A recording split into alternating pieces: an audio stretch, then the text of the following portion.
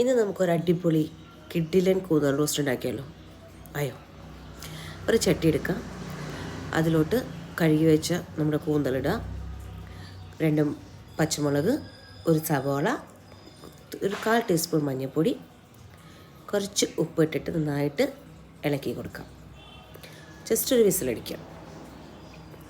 വിസിലില്ലാതെയും വേവിക്കാം, ഞാൻ വിസിലല്ല ചെയ്തത്.